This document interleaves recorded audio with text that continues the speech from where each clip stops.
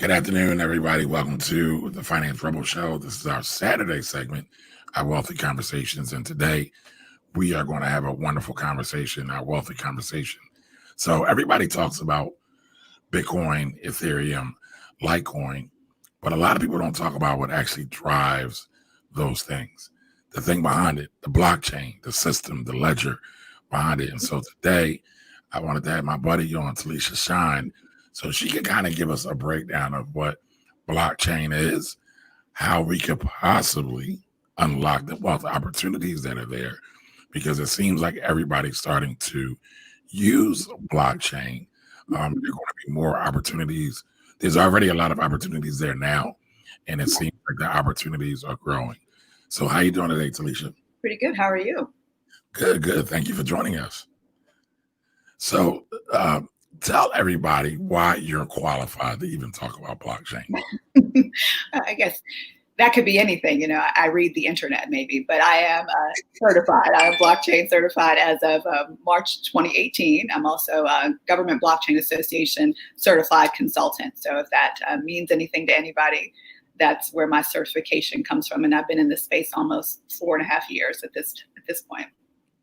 But you also help create a whole international blockchain consortium as well, right? Well, that little thing, yeah. The Blockchain Consortium International is a consultancy with regard to blockchain solutions and documentation facilities and services. So, right. So it's not just a little thing, and you're not just getting that little thing. Yes. I know you want to be humble, but we're gonna brag on you today. So, first question: what in the world is blockchain? A simple definition is that it's a distributed digital ledger, and that's a record book for most people. Everybody knows you have your checkbook, you have your ins and outs, your statement that you get. A blockchain is just that. It is a digitalized, but it's distributed, and I think that's the key to understanding everything. You got to kind of break it down into its component parts. It has a little bit of everything, but that collective makes it really robust and where the bang for your buck comes in. So it has a distribution aspect, it has a tokenization aspect, an immutability portion. It's actually encrypted, and it's also decentralized. So when you put all those things together, that's where you get a good transfer of value. And that could be anything from a digital asset to data itself. So, all right, we you speak in tech, right? I'm sorry. Right? So when you say it's tokenized, you said it's prone or not prone to immunization. Yeah, it has immutability. So that's one of the things. Once you write the records the data is written to the blockchain, and that makes it very different than a database, because the database not only stores and writes that information there. This is not. It's just truly the transaction and the viability. So once you write something to the blockchain, it's immutable, meaning that you cannot change it. It is date time stamped, it's hashed, which is a nice way of saying the level of encryption that's around it.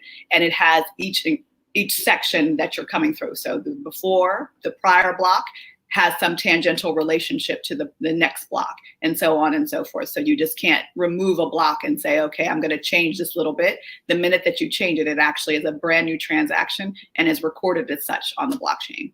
So every transaction is recorded, so that makes it where it's not hackable. I mean, anything can be hackable. I don't want to say it's not. It's just very difficult at this point, and the computing power to actually hack a system that is decentralized is a lot of work. And so when you say decentralized, right? Mm-hmm.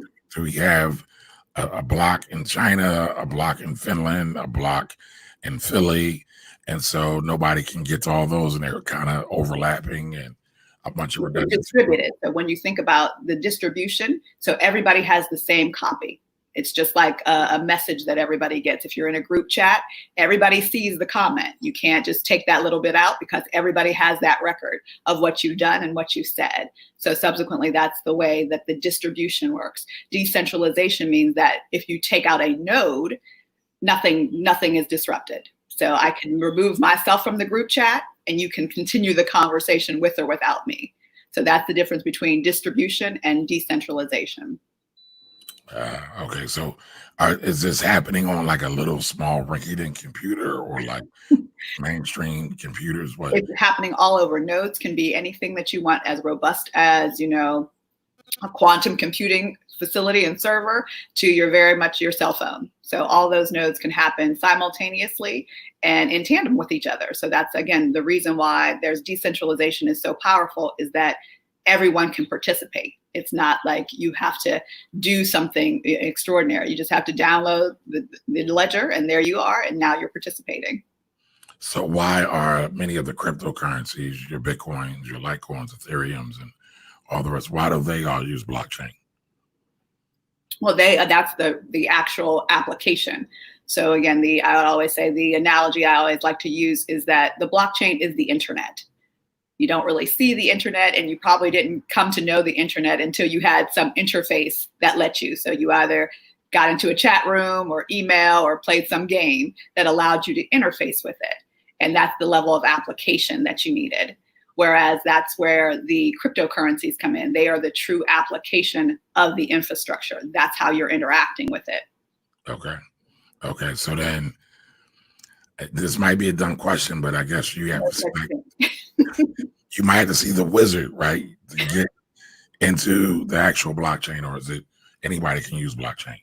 Anybody. Yeah, it's very much created. I think in 2008, Satoshi Nakamoto drafted this white paper, and in it didn't really specify blockchain, but it did highlight a peer-to-peer network that was going to truly replace the fiat aspects that we were seeing, and the inefficiencies that arose from the housing crisis, and just having intermediaries in there. So if there was a peer-to-peer network that allowed the transaction of value, it could be much more sophisticated and simplistic at the same time.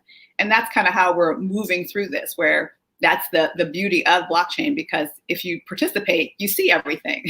That's the immutability part of it, and it's just there. It's very transparent, and that is good and bad for certain people who want to use it.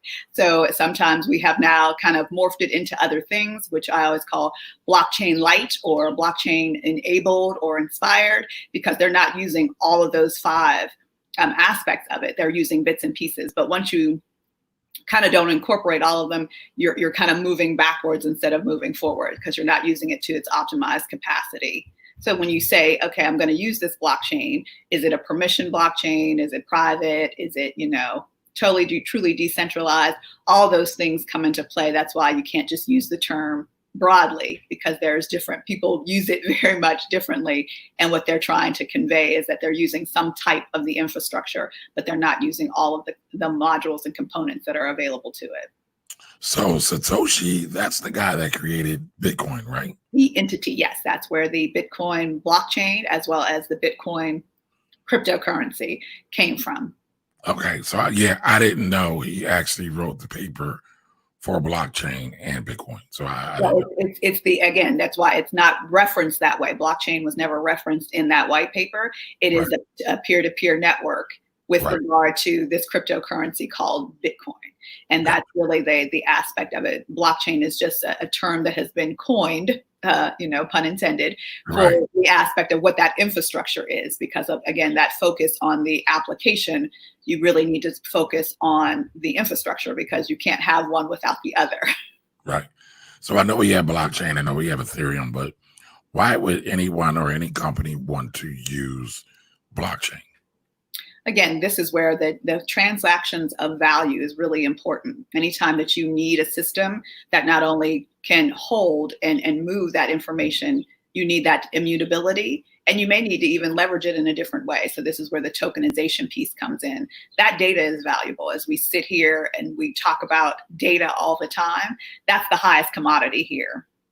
And so as an organization, to leverage your data much more effectively and efficiently gives you a whole aspect of revenue stream, of efficiencies, and even truly business partnerships now, because you can leverage different things based upon the information that you're given, as well as what you're sending out. So that's where, I would say I'm a healthcare person. So health records are a very big deal right now, as we see specifically before even COVID hit. Right. Healthcare information is viable, and it's also a highly traded informational source on the black market. So we need that protected, but we also need it to be able to be accessed very quickly and from multiple sources. Blockchain gives you that ability to do that in a very tight environment, but also at the same time let you have the distribution that you need, the decentralization, and even help the patient monetize their data.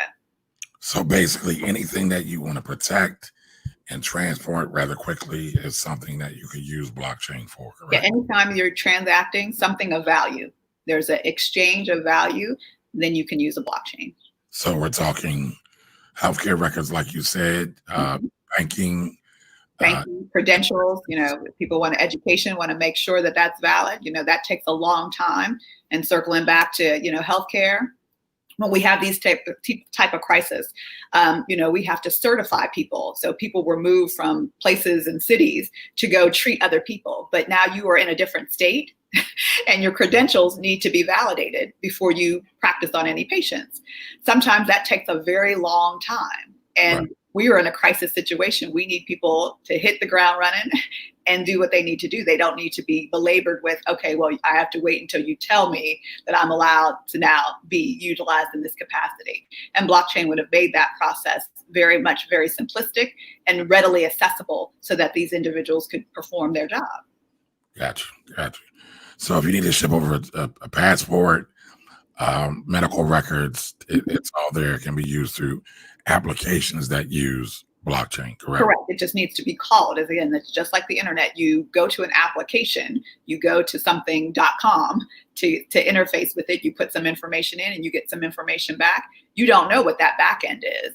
And right. nor do you really care. You just want the outcome. And that's right. Exactly, you'll never really see the blockchain. It's not something that you want to put your hand on, but you'll be able to know that that's the information that you're getting, and also that the level of security that you're getting, what you say you're getting is correct, and the person who's accessing it is also getting what they need from it. So that's where that peer-to-peer aspect is. I don't need an intermediary to tell me and validate and take all that time. I can just say, is it me? Yes. Is it you? Yes. And whatever I need to transact with you, I can. Got it. Makes sense.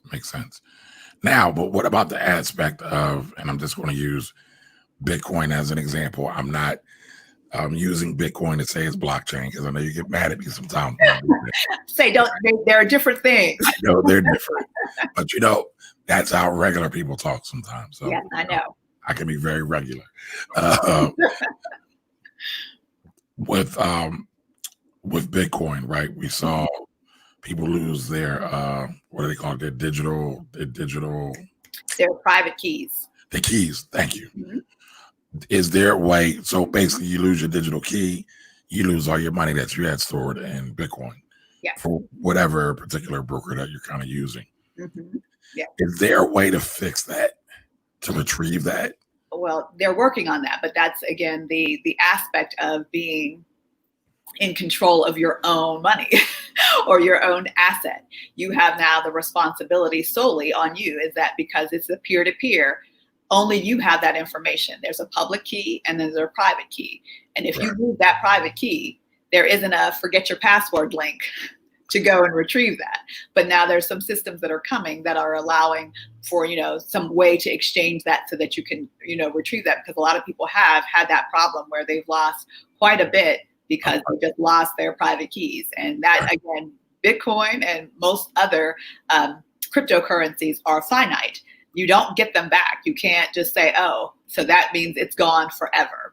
It's like burning money. So they're not like, oops, I can just, change it. It's not, it's always gone for that purpose. And so, whatever you had is no longer able to be retrieved. Right. But I guess, like you just said, right, I forget my passwords daily. Matter of fact, I need to actually get a password manager, which I'm kind of scared of too. But that's just human nature. So I'm sure keys, we already know it's been reported, right? That Bitcoin keys, and I'm sure there are other keys that have been lost. Why do you think that wasn't kind of built into the system originally? Again, I think this was a theoretical approach to something. So again, it wasn't, the vocational aspect is what we're seeing now. So this was an answer to a question. Can this be done? What could be done was the answer. Whereas now the pure vocation and application and implementation of it now comes to prove, like, oops, I lost my key. What do I do? And that wasn't really in the theoretical scope of it. So at this point, we have to retrofit some type of, solution to human error. Gotcha. One of my favorite sayings when I talk to people a lot of times about money, and they're describing some kind of textbook scenario that's like perfect. Mm-hmm. And I say there's always a difference between theory and application. Oh, most definitely. And Right. we see that in tech all the time. Right. It's the Right. beautifulness of, like, this is a great thing. And then you get one user that uses it totally like, why did you click on that button? What made you do that? That's what happens. And so this was, again, the aspect of cryptocurrency and even blockchain itself was built on the premise of if it could be built. Right. Not so much the actual physical usability. And that's what we're moving into now. So now the use cases are coming fast and furious. And we're seeing sometimes it works this way and sometimes it doesn't work the way you thought it would. And again, people are using bits and pieces in all kinds of different ways that give you various, outcomes that may or may be sufficient for them. But that's one of the things that you always have to think about is when you're building something, what other purpose can it serve or what does it do beyond that scope? Right. All right, so let's talk about the money. How can people make money with blockchain and various applications, and where do you see it going and growing? Well, I think with cryptocurrency, that's where you would come in with that investment aspect. There are over 5,000 right now and 20,000 plus markets that allow you to exchange and do the things that you want to do. So that's just one small part. But as for the blockchain itself, the business of blockchain, which is truly the aspect, because again, infrastructure and tech by itself is kind of useless. It doesn't have any purview. It's just a part of something. But when you start to craft a business around it and see those kind of things, we're looking at an explosion of implementation, because now we have to take these legacy systems and see how, to translate them over into a brand new system. And with that comes project managers, engineers, web designers, UX kind of considerations, people who do business analysis. There's a whole host of other places to kind of actually participate in the blockchain implementation. And that's where people are building their own companies. And again, there's not something that you have to be an expert at. You just have to do something really well. A lot of people need documentation. That's where we started. They build the solution. A tech person is great at that, but they're not always great at kind of, how does the user need to know that information? So that's where we stepped in and said, we can do that documentation for you. Ask those right questions and make sure that your user understands the premise, the purpose, and how to actually use your application. Gotcha. So there's a whole host of things that kind of go on, again, building businesses around that transition and implementation of it. Well, let's dive a little bit deeper than that, right? Because that's the part that I'm kind of interested in, because that's the part I feel where your average everyday person can start to invest in, right? I know JP Morgan is starting to use blockchain a lot. I think I've read somewhere that some shipping companies are starting to use blockchain a lot. Blockchain is top use case right now. Right. But again, there's multiple investment cases. Is there anywhere? I mean, we talked about healthcare, we talked about Bitcoin. Is there anywhere that you think that might explode with the use of blockchain that are just regular companies that are out there that might be publicly traded? Well, I would say like supply chain is truly 100% the biggest use case right now.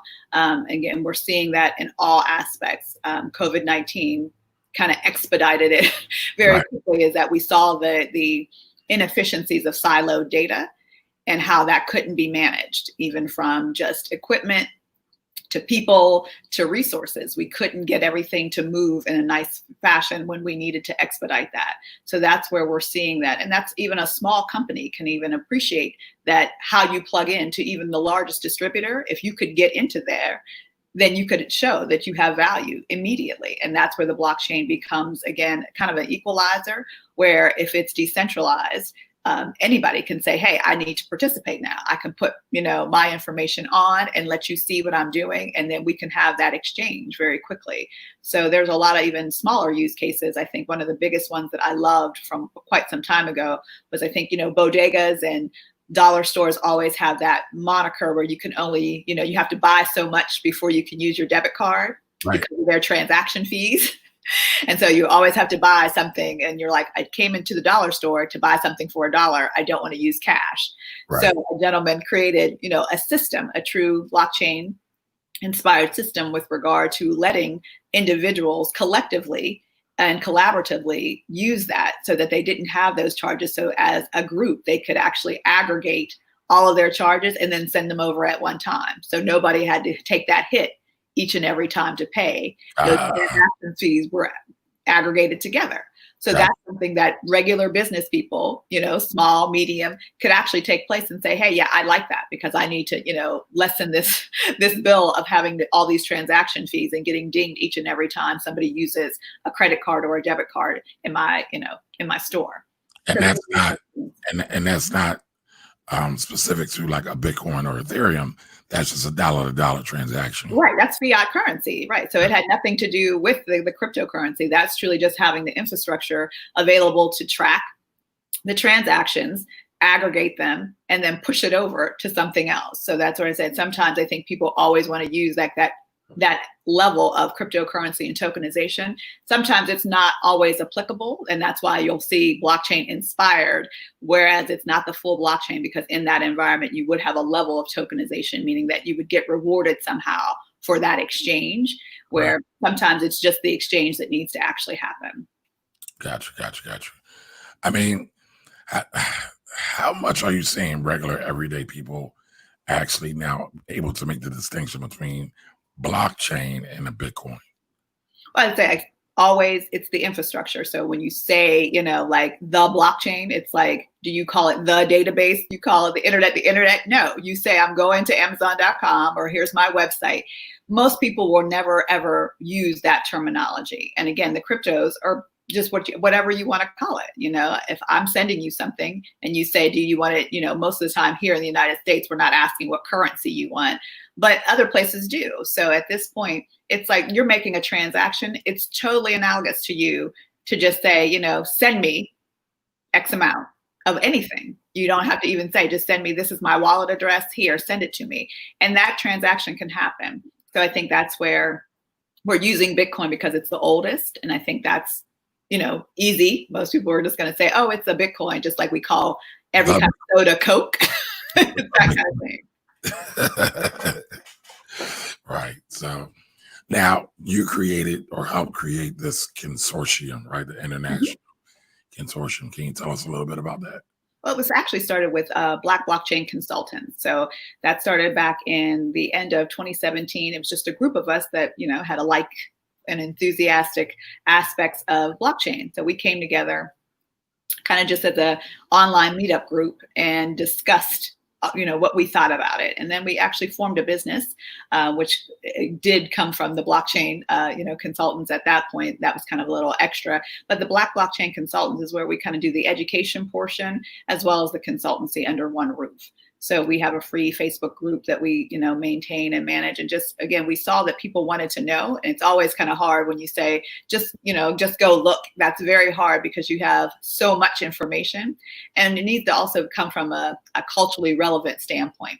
Because again, we have just a different aspect of money and understanding what's going on. And sometimes this is where we get left behind a lot of times because we just don't participate or we're not familiar enough to even ask the right questions.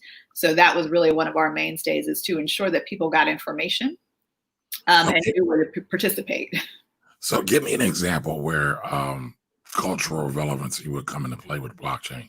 This is an example. Yes. So I just participated in a hackathon. So I was a mentor to all of the individuals who came. It was a COVID hackathon. And so they came with great solutions. I mean, amazing solutions to address this problem. And a lot of them were not US based individuals. So sitting in that room and having those kind of conversations with them, I had to be the one to be like, that sounds like great, wonderful code, but, and they go, okay, what's the but? And I'm like, can your software that you've developed at this point or your solution be weaponized against any demographic? If I change one aspect of that, how does that impact a demographic? Right. And then they go, they didn't think about it. And that's where we really need to be a part of these conversations, because what happens is that groupthink instantly happens when you have very singular minded focus on a solution, but you don't have any other voice. Right. The diversity is required because, again, any type of data, like we were talking about the data tracing for COVID, that's a great thing. We needed that, but it also is, you're tracking individuals. Right. May or may not be with their consent. That's a problem. And we know that that can actually be weaponized against our community. And that's what we have to be very mindful of. Some of these practical applications can have negative effects on our community. So we need to really understand, what these things are. And that's why our participation is very much needed. It's not only just participating in the process, but engaging with it and saying, hey, that doesn't feel right, or that doesn't seem like that's going to benefit me. Where do I come in? Everybody says, what would Jesus do? It's like, well, how does this impact me? What would I need to do to get this to not work? That's where we need to really be a part of this conversation, because this is coming. And again, if we're not fully engaged with the conversations, it'll be dictated to them. Like, so this is where our community will be left behind. And then people are already having issues with just wearing masks, being told to do something. Well, if you're being told that you have to use something that you don't know how to use, and it can impact you negatively, this is the reason why we have to do, definitely take a lot more interest in what we're doing at this point. Yeah, you just made me think of an interview I just watched with a MIT researcher. There's a sister up there doing research on facial data recognition, Mm-hmm. and how there were unknown biases towards darker skinned people, where they would misclassify folks. And I really sat there and I thought to myself, what you just said, it's so important to have Black people in these spaces, in these tech spaces, to make sure, or try to make sure, that it's fair and equitable to everybody. Mm-hmm.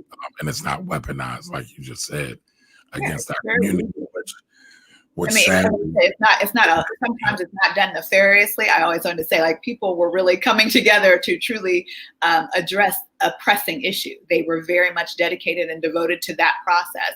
But again, it's just like when you singularly think or myopically focus on the solution, the solution has, it's not going to just go away once the problem goes away. We will still have that tech. And code is one of those things, it lives on forever. You don't ever destroy that code. So that's where sometimes it just takes a little consideration and somebody to broach that, like, hey, did you think about that? And most of the time they kind of were like, I didn't think about it that way. And I had to say, yes, I understand that. So maybe that's something that you go back and ensure that it's either modularized, or that these pieces don't impact. There's some way to self-protection of the code that allows that to, not to be weaponized in that sense or used that way. And so, you have to always have that conversation. You don't want to be the Debbie Downer and discourage people, but you do want to make them mindful that how the impact is. And we need to have those voices in those rooms when that's being discussed and built. Right. So you're interfacing, with the tech community and programmers. Mm-hmm. But what about the other way around, from the tech side to the Black community? What does that look like? Again, I think that's an interesting aspect, because we do have a large amount of tech prowess in our community. And I think it's one of those things that, while we're not always fully engaged, this is the greatest part, is that you can build a blockchain, in your own home. You can set that code right on up, and you can have a family blockchain if you really want to. So this is the first time that we have tech that's accessible to us. Again, if you're a tech-minded person, you have the ability to say, okay, this is how I want to participate. And even on the smallest scale, you can do that. So you can do that in your home, you can do that in your community. And that, like I said, doesn't take a whole lot. At this point, we have the tools and the resources, and the tech is very much accessible to us. So wait a minute, you just said something that's very, very interesting to me. You said a family could have their own blockchain. Mm-hmm. What would a family use within their blockchain? They can use, their own monetary aspects. If they're, building a wealth building, they can, have the deposits there, make sure that they can, maneuver that money around, see, if they like land, I guess that would be even better. You have a property, a full property. Mm-hmm. And this is one of those things, like, you can't have a group of people decide, like, okay, one person says, I want out and I want all the equity and I want it decided. You can't break that person apart. You have to sell the house in order to facilitate that request. Whereas if this was actually on a blockchain, this is where tokenization comes in. That part, the part that that person owns, that token, can then be reallocated, and everybody still has the house. Everybody still owns everything. You don't have to sell the house. That portion can just now be redistributed. And that's the difference. That's a really big one that I can see in our eyes. You have property or pieces of art or, valuables that, again, have value unto themselves, but you don't really want to sell them outright. You want to leverage the commodity itself, and that's the tokenization piece. And everything from recipes to, family pictures. You could have anything you want on a blockchain.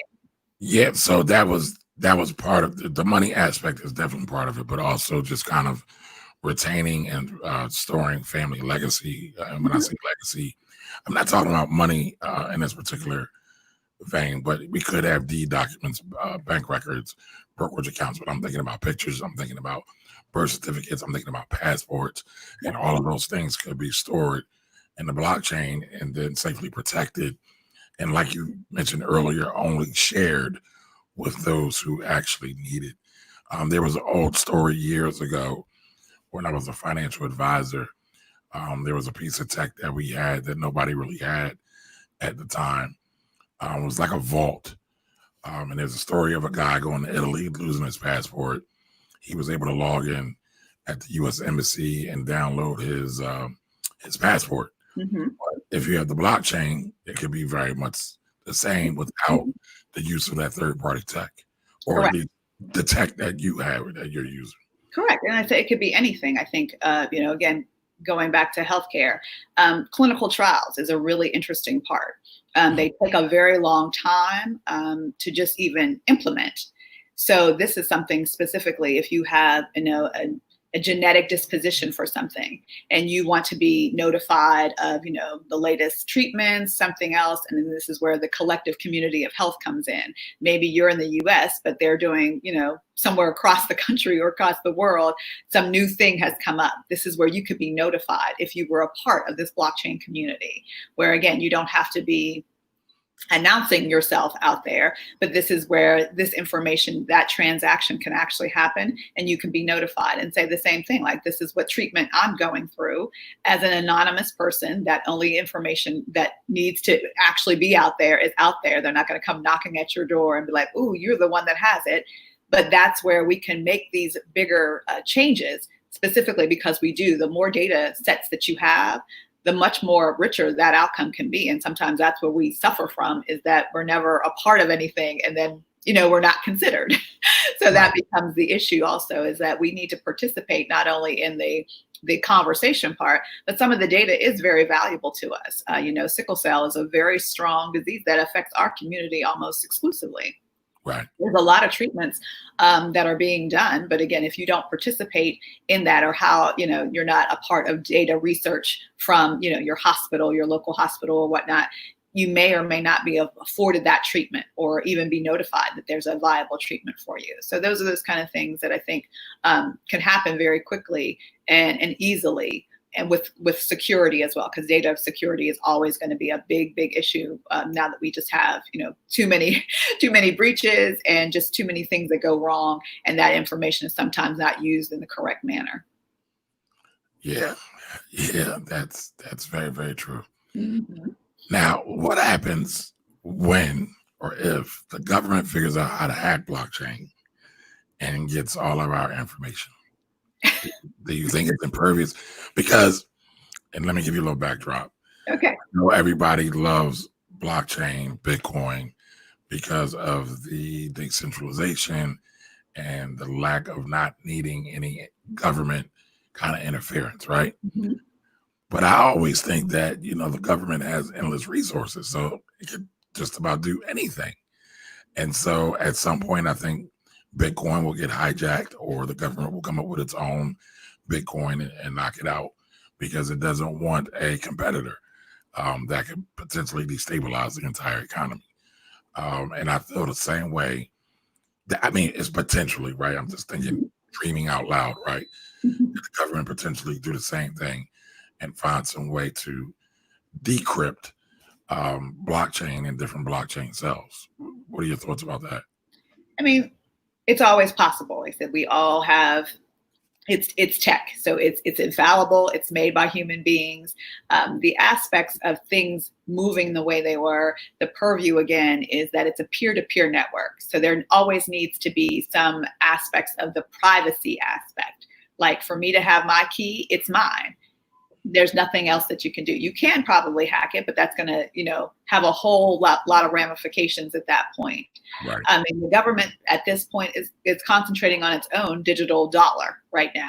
So Right. That's a digital asset, and that needs to really be, kind of made a difference. We need to make sure we understand the difference between a cryptocurrency and a digital asset. A digital asset is still the same value as its physical counterpart, where cryptocurrency doesn't have a physical component. It is always just cryptocurrency. It's a digital, it's never going to have a physical form. So the government is working. I'm sorry? I never even thought about it like that. Right, that's what I'm saying. Like Bitcoin, there is no such thing as give me a physical Bitcoin. We have some representation of it, but there's no Bitcoins. When you go to a Bitcoin ATM, nothing is coming out. You're not going to wait there and be like, give me my stuff. But as a digital asset, there is the aspect. And we're familiar with that in the sense that you use a debit card pretty much every day. Right. You're used to that exchange. You don't see that physical dollar, but you know that a transaction has been made at your local grocery store or whatever store that you're at. So Right. we have the socialization to understand what it is, but at the same time, the government can only do what they're used to doing at this point, which is, again, they're trying to make a dollar into a digital dollar. So that's where their concentration is at this point. I think the biggest thing that will probably impact us is quantum computing, because that truly has the power to decrypt, as you said. It has, a blockchain is a living entity. So it's growing every time a transaction is made, it's going. And with Bitcoin, it's like every 10 minutes, something is being, written and moved. And so you have a lot of need for speed and a lot of computing power just to take it over, because it's working every second. We're trying to decrypt it at the same time. You use the term, right? Quantum computing. Yeah, quantum computing. Quantum, like quantum leap. Exactly. That's probably the biggest thing that is going to change the game. Because what is quantum computing? I don't want folks to get lost behind it. Yeah, quantum computing is just large amounts of data can be processed exponentially quickly. So if you want to think about it that way, so right now you think like you make a call, to your computer, you get the information back. Think of that being done at, 1 million times faster. You can easily think, you could easily say, okay, give me all of the transactions over the last 10 years. I can get that information back in seconds rather than hours. Gotcha. Okay. Mm-hmm. So we're not talking about our average Dell or HP laptop. No, yeah. This is not going to be, down at Radio Shack. It's not going to be there. Gotcha. All right. So you're expecting blockchain to expand even much more faster than what it already has, correct? Yes. Most definitely. Any predictions? I would say we're going to see, the difference will be the aspect of what will be available to you. So again, you're not going to see brand new structures and new things coming out, but you'll see some availability that you haven't seen. Like right now, I know you'll see the ATMs popping up more and more. So that shows you that the adoption is coming, so that there is going to be individuals who accept this, where we have, Amazon accept it. I know Facebook is always trying with its Libra project to get along, but we're seeing those kind of adoption rates kind of change. So you'll see the climate change, just as you saw the internet change from all you could do was email. Then you had, now I can go to this website. Okay, now I can do e-commerce. So video. Yeah, exactly. You can see how it just ramped itself up, and that's what you'll see. You'll notice different things. And again, it may be, a little more abrupt in some areas. Like I think healthcare will definitely show some vast improvements, because again, once we get out of a siloed system, you'll see the result very quickly. So some of those things, again, will just be how things are done, not so much in the background. You'll see the end results of those things. But supply chain will definitely be impacted, healthcare automatically. And I do think fintech, we're going to see these big individuals change the way they do business, because their business is being changed on a daily basis. Okay. Now, to take advantage of the opportunity of blockchain, because I do believe there's, even with all my pseudo conspiracy theory stuff, there's still a great opportunity to position ourselves in the marketplace and to create wealth for ourselves and our community. So how does one start to really learn about blockchain and really get immersed in it? What would you recommend? I would say come to Black Blockchain Consultants, and we'll help you to do that. I'd be more than happy. But it's all about learning. It's really about taking that first step into being curious enough to find out, what is it? You know, most people are like, oh, I don't want to touch it. You know, we do come up with all these theories, and it's not as difficult as anything else. And I always say, when you thought about the internet a long time ago, wouldn't you have liked to be a part of that transition of where we are now? This is your opportunity to do so. So it's just really jumping in, figuring it out, and doing that, you know, the little bit of research. I think at this point, we're kind of stuck in the house. There's easy access to just regular information, but also at this point to educate ourselves. A lot of people are out of work. This is a great time to think of those career changes and to apply those skill sets that you had and just move them into this space, because they're still very much needed. It's not as if, you know, like I said, we're changing everything, and the tech in itself isn't really usable without all of these other, you know, that circle and the bubble of business around it. So that's what we're needing that. We need people to say, hey, these are the use cases. There's probably people who know their jobs so well, in and out. They know all the gaps. They know all the little workarounds and, you know, shortcuts. Those are the people that truly need to come into the space, because they know the efficiency hacks. And so to capitalize on them, you need somebody to tell you what they are so that they can be built into the brand new system. So you're not just building the same old thing over and over again. You need those individuals who truly have that insight and that in-depth knowledge to be able to truly streamline the system and build it correctly from the ground up. Gotcha. All right. So everybody can go over to Black Blockchain Consultants. That's on Facebook, right? It's a free Facebook group. All right. So listen. BlackBlockchain.consultants.com as well. They can come and see us, and like I said, they can just jump in. We do have courses, so if people do want to, you know, take that plunge and say, okay, I want to get to know it a little more in depth, we do have courses that we offer with regard to, you know, just blockchain 101 all the way up into, we have a crypto economics course right now going on. So you get to find out everything in between, from healthcare to smart contracts to even building a business, if you want to, with blockchain inspired aspects. Gotcha.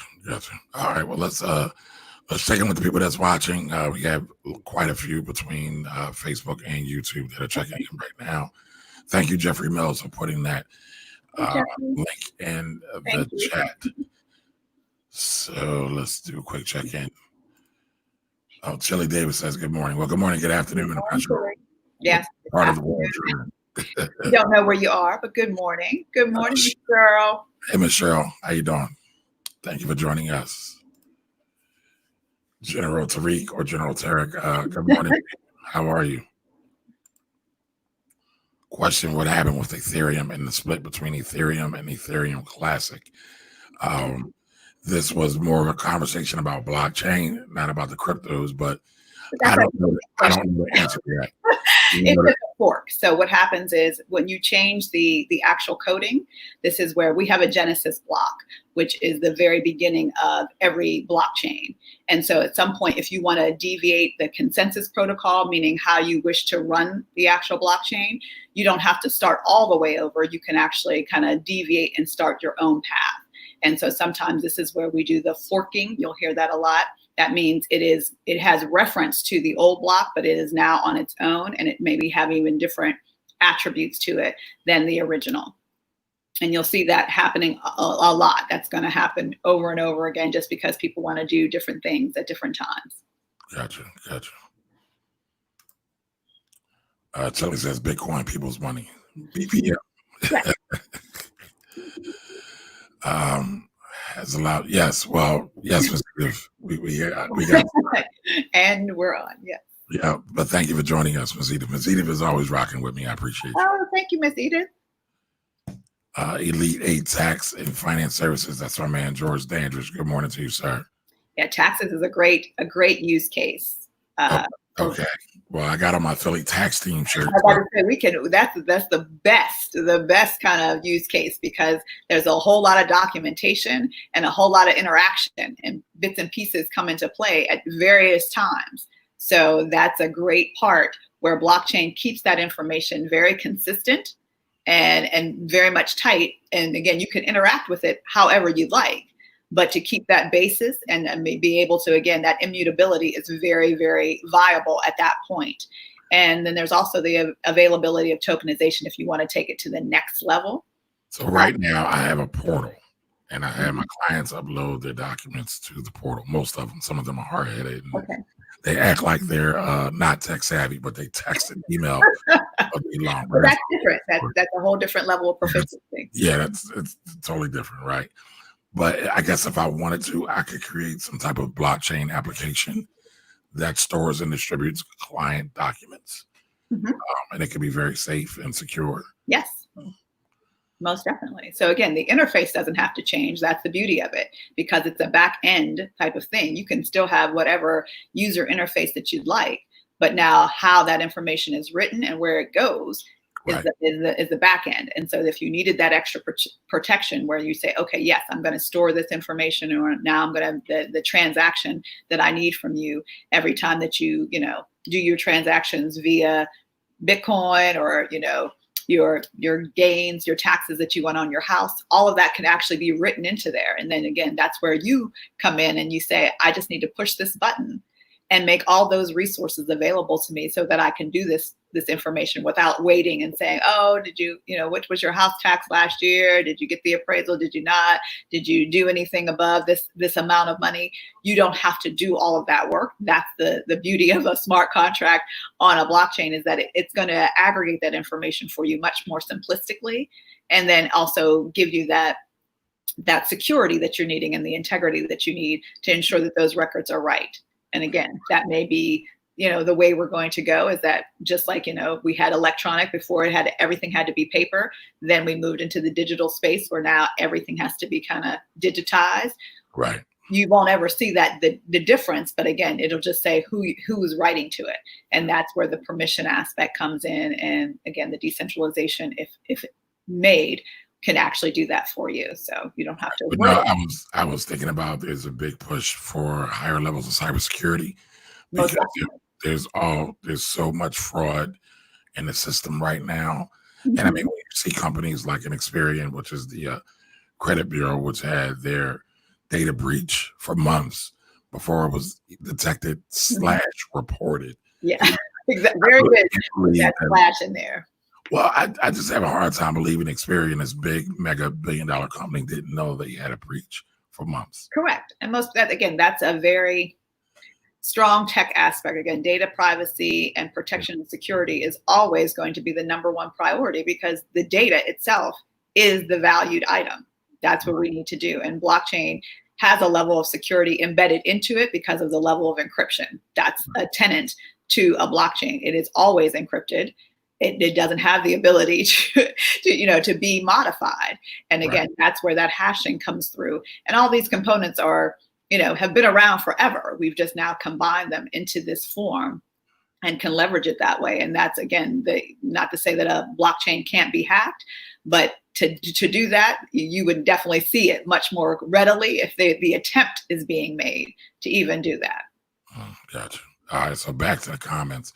Talisha Shine rocking it. So you got some fans today. Yeah. Women Techies proud, so clearly explained. Oh, good. Thank you. I know it's a hard concept. I've been trying with him for a long time to get him to understand this. Hey, you don't got to throw me under the bus now.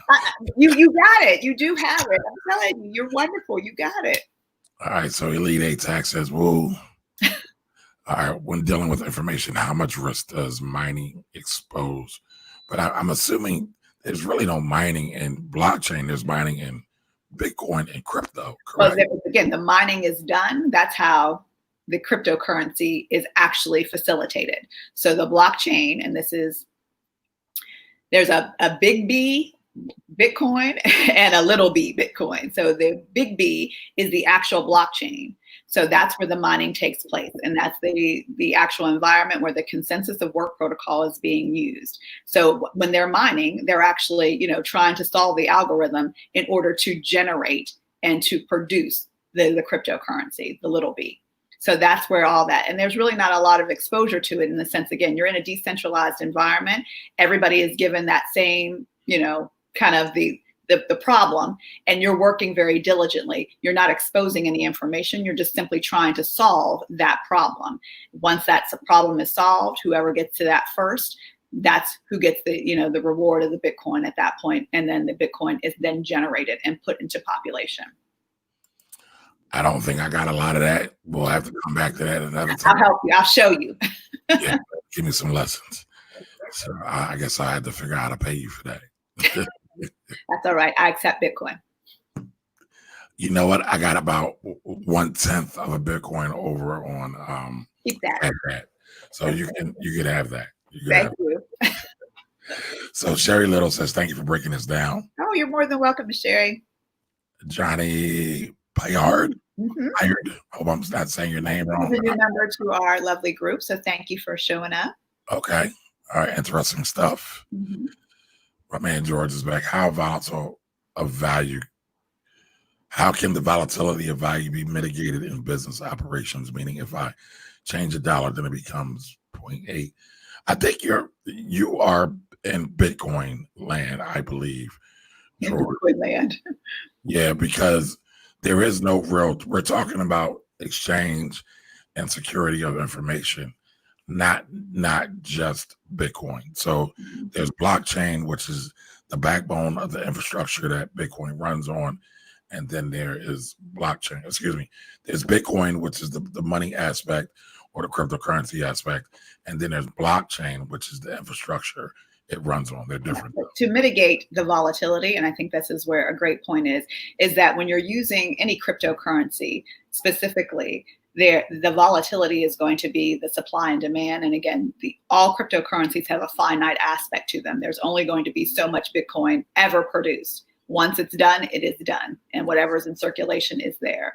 But you can't fork it and give it more, because I think it's done. Once that algorithm is solved, that's built into the absolute essence. It is a finite resource. It is not meant to be going on forever, like how the government just prints money at its leisure. You can't print it. You have to mine it. And in that aspect, that's where the volatility comes in, depending on how much it is. And as we go, we just had, a halving, which means every so often, specifically Bitcoin gets less and less. There's less being produced and it's harder to mine. Whereas if you change this from I would say that is where cryptocurrency and tokenization becomes a really strong distinction. Tokens can have a set moniker on them. That's where most businesses would want to actually produce if you want some people to utilize your environment. And I'll give you an example of esports. Esports is not using cryptocurrency, they're using tokens, meaning that they set a value within their own ecosystem in order for that value to be exchanged only within that ecosystem. So I always call it like Chuck E. Cheese. You can get as many tokens while you're in the Chuck E. Cheese building, but you can't use Chuck E. Cheese to go to McDonald's. So that's where the business aspect of it is that like for those video games, they're using that token and they've assessed that this is the value that it has. And so they make sure that whatever is being exchanged has a viable value to it. And the exchange is always going to be worth. And then the token itself rises in value the more that it's actually used. So as long as it stays within that ecosystem, it actually becomes more and more valuable rather than decreasing in value. I feel like I'm in an episode of Radio Player One. But, all right. You know how to use Chuck E. Cheese tokens. Don't lie. You know how to do that. Yeah, but Chuck E. Cheese tokens, you're not getting anything that you really want, right? You do. I always want that little bracelet, and I always have to get. I play skee ball to make sure I get my bracelet every time I go. So Okay. Yeah.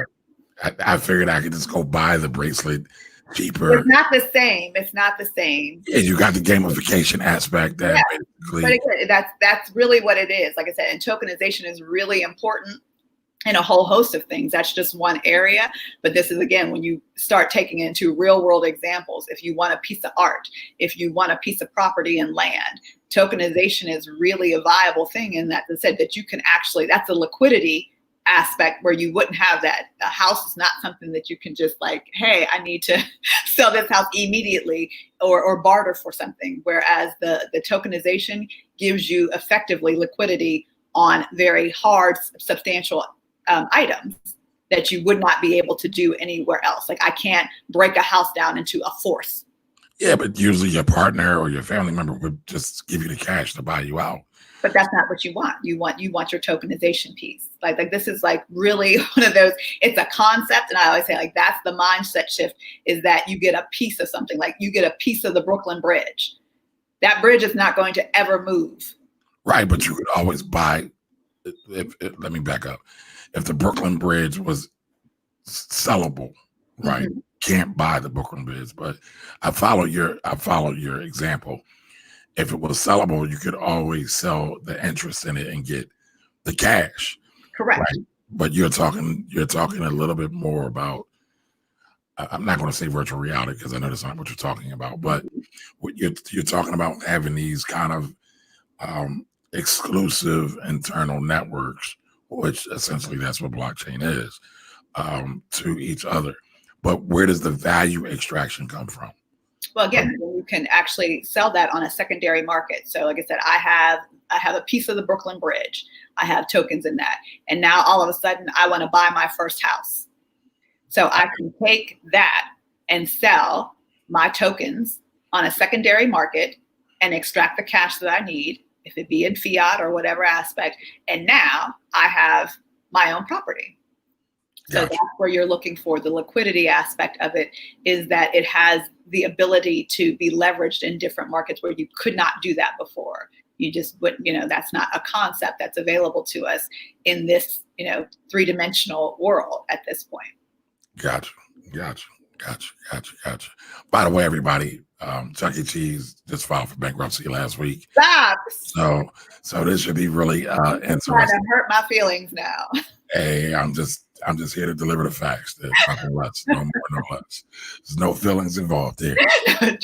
just gut punch. Don't worry about it. It's business. It's the facts. All right. So Ms. Edith asks, can children get involved? How do we begin? This is interesting. Most definitely. I think, again, children are easy because they don't have to unlearn. Like I always say, like my daughter doesn't even know what fiat cash most of the time is. She's just like, why are you giving me this thing? I don't want to touch it. So children specifically understand the digitization of everything because they live in they're digital natives. So there's a great book by an individual in our community. Her name is Jacqueline Hayes, and I'll give you this book. But it's BlockChain Basics, and it takes you through, basically children, but I would say it's a great book for anybody. I've read it a couple times just because it's a great resource. But it shows you specifically some of the terminology that's used and just giving you the concept, because that's really where it starts. It's not something that, it's just, just do it. We do need to understand the kind of underpinnings of it to make sure that it's viable for us and to understand the differentiations that are needed to be made. So that book is called, like the BlockChain Basics. It's available on Amazon, but also through our network and Jacqueline Hayes. And I'll make sure I give that information to Mr. Kamari here so that he can share it with you guys. All right. So y'all see it, the BlockChain Basics, All right, working through these comments a little bit more. I appreciate everybody being here. We passed the 1 o'clock hour. No, that's okay. I don't want to take up Ms. Shine's time. I know she's a very valuable person. I agree. It's a game changer. It truly will change the effectiveness and efficiency of business. That was the whole reason I got involved. The cryptocurrency phase of 2017 was great, but that wasn't really something that really caught my eye. It was truly the infrastructure. I'm a tech person, and I do like back-end systems. So for me, anything that could truly show me the efficiency in a very succinct way was really important to me. And being in healthcare, that's always the biggest gripe, is that we are in a siloed system and nothing can ever happen without, tooth and nail pulling, and I got to figure this out. I got to log into this system and got to wait 7,000 days for the information. So that was really some of the impetus of why I even started to even look at blockchain. And then it was instantly impactful once I kind of looked at it and saw the ability that it had and what efficiencies could be gained from it. Gotcha. Okay, John said, well said. DLS says, Philly, stand up. Mr. Larry Turner, good morning, sir. Good morning to you. Thank you for joining us. Moses Kasomo, I hope I'm saying your name right. I apologize if I am not. I'd like to learn more and possibly start investing in Bitcoin, but I have no one to actually walk me through the whole process. Okay. So, Talisha, you're telling me that there are Bitcoin courses on BlockChain consultant site as well, right? Well, there's a BlockChain econ course. So that's something that he may be interested in. But if you just come into the community, we'd be more than happy to help you. There's a whole lot of resources that we have just readily available for you to get you to that path, and you can ask whatever questions you want. So just come on over to BlockChain Consultants, and we'll be more than happy.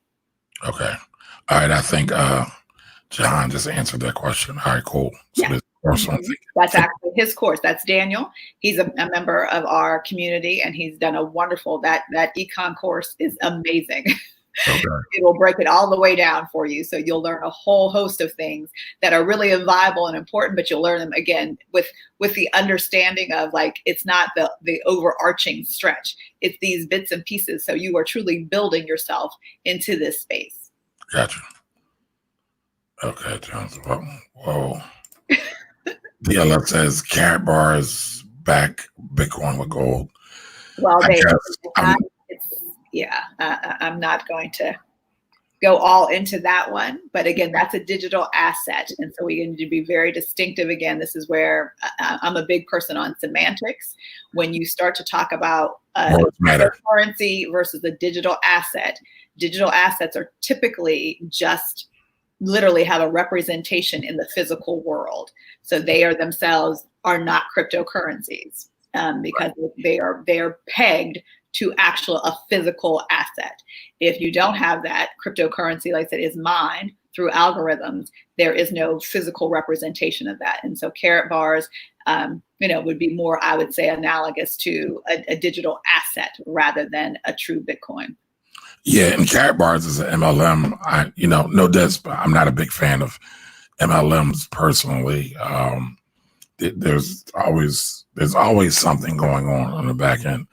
The last thing I saw about carrot bars is they were questioning the location of the mine. So yeah, I have some friends that are in the carrot bars, but I always say that that's why you need to be discerning with what is being told to you. And if you don't know what these terminologies mean, it can be easily just to be like, oh, it's all this stuff and it's crypto and it's this, and when it's really none of those things. So you have to be very, very discerning when looking into any type of investment, but specifically if you're looking to get into the cryptocurrency space.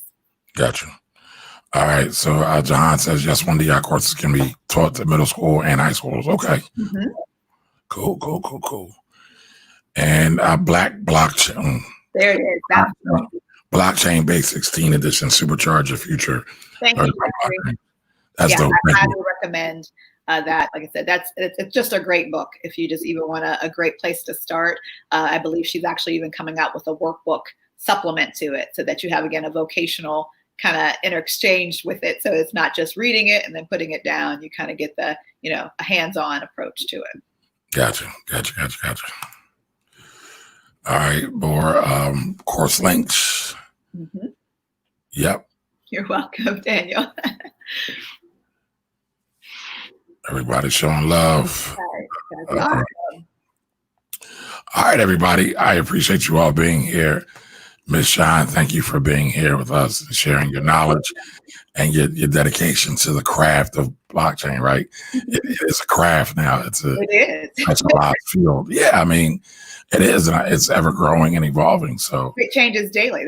I'm like, it's one of those things that's hard to say you're an expert, but I've been in this space. I educate myself every single day with regard to it because it's just very dynamic, but also has very strong impact. So I welcome everybody to just kind of take a little bit of time to come over and just, ask questions, just be inquisitive about it instead of just, taking that no hands off approach, because we do need to do this and it's coming and you'll see the impact of it more so. And you want to be able to engage with it thoughtfully rather than just being dictated to. Right. So how can we support you? Any projects you're working on, or can we follow you somewhere to stay in touch? How can we in the community support Ms. Shine?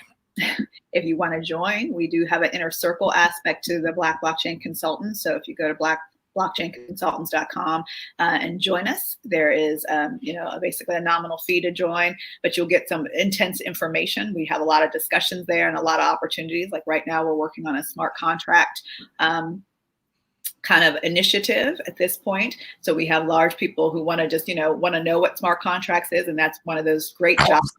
I'm chopping at the bit. I know we're wrapping up, but I got to ask, what is a smart contract? Smart contract is just code that sits on the blockchain that allows for a true aspect of like what a contract is in the physical world. You need that to be executed in a blockchain space with all that data. So that's all that it is. So it's a contract just on a blockchain platform. Correct. So if you want to make that transaction, but you need the if then that's what that smart contract is able to do for you before it's even written to the blockchain. Okay. All right. We have a strong initiative going on right now with a very nice platform called Simba Chain, and we're all kind of just delving in, trying to make our own. I'm working on a specific project, an independent project right now for healthcare. So that's what I'm working on independently through this whole process. But those are the kind of things that we kind of come up with. I think it's just always nice to explore or just to learn. I always say sometimes it's just being exposed to the information. You don't have to be a coder.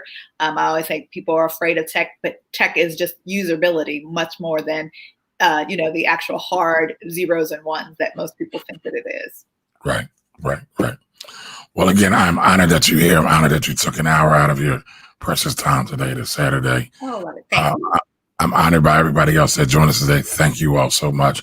I hope someone got some out of blockchain, continue to learn about blockchain because it's here, right? And as Ms. Shine said earlier, our community, the Black community, oftentimes are the last to move, the last to get involved.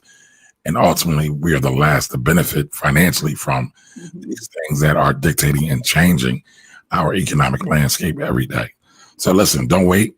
Get involved, start learning, go over and join the Black Blockchain Consultants. So thank you, everybody. As you know, I am here on Saturdays at noon for our Wealthy Conversations. I will also be back on Wednesday for Wealthy Wednesdays when I'm answering all your questions. And like I've been telling y'all, I got some more content planned. So you'll be seeing a whole lot more of me. If anybody has any questions on me, feel free to send me a DM inbox, or you could always text me at 484-278-1357. I'll talk to y'all soon. Everybody enjoy their Saturday. Bye-bye.